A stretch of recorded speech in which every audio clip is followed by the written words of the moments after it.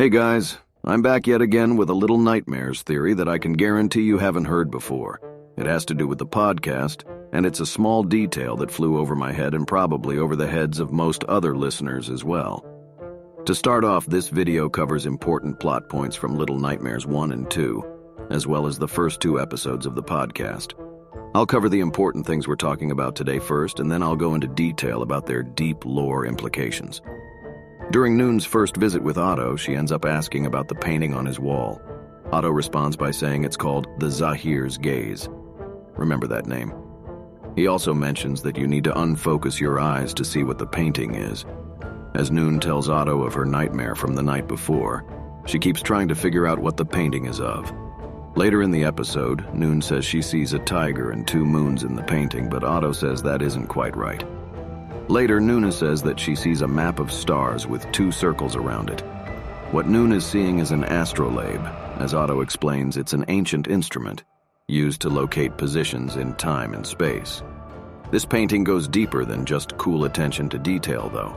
The name The Zahir's Gaze actually dates back to a book published in 1949 called The Zahir. In the book, the Zahir is something like a person or an object that has an otherworldly power to make the victim absolutely obsessed with that thing. It's said that the Zahir causes the victim to see less of reality and more of the Zahir as time goes on, until that's the only thing in their mind.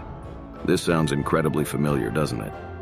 Every story told in the Little Nightmares universe all have one thing in common: obsession.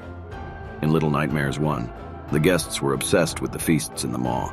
The lady was obsessed with her looks, and Six was obsessed with her hunger. In Little Nightmares 2, the viewers are obsessed with the TVs. The Thin Man is obsessed with Mono, and Mono is obsessed with the hallway.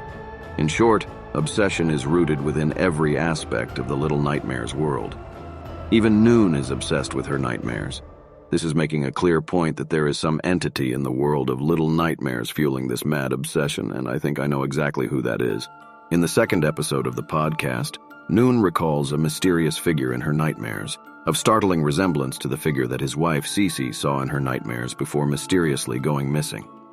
This mysterious figure is the ferryman, and as it currently stands, it seems the ferryman controls everything within the Little Nightmares world.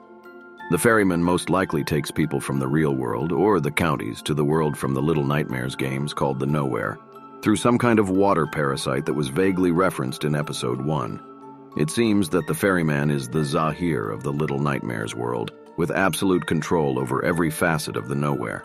It's also important to note that some of the Zahir's most common forms in the book are a tiger and an astrolabe, 2 things that Noon sees in the painting. It even goes as deep as the fact that Noon was obsessed with finding out what the painting was. It's only been 2 episodes, and we already have a menacing new antagonist in the form of the ferryman. I can't wait for the following episodes of the podcast, as well as the release of Little Nightmares 3. As always, I hope you have a great day, night, or evening, wherever you may be. Thanks for watching.